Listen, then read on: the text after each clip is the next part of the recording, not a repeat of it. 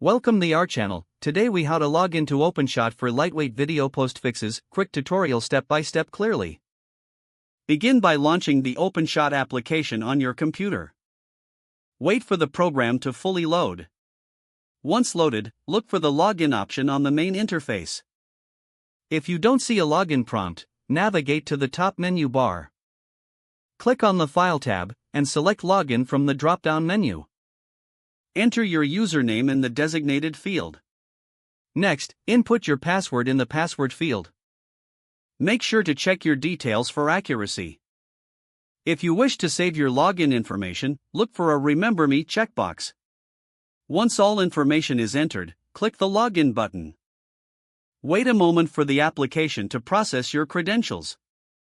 If your login is successful, you will be redirected to your project workspace. In case of an error, double-check your username and password. For password recovery, click on the Forgot Password link below the login fields. Follow the on-screen instructions to reset your password if necessary. Now that you are logged in, you can proceed to use OpenShot for lightweight video post fixes. Explore the various editing features available in the application.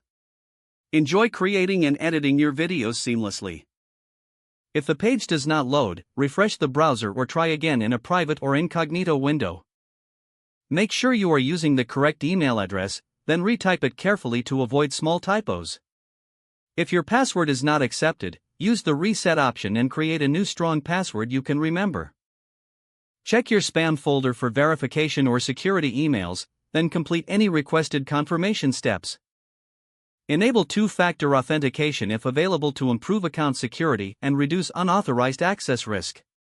After signing in, review your profile details so your contact information and settings are accurate and current. If you see an error message, note it down and try again after restarting your device and internet connection.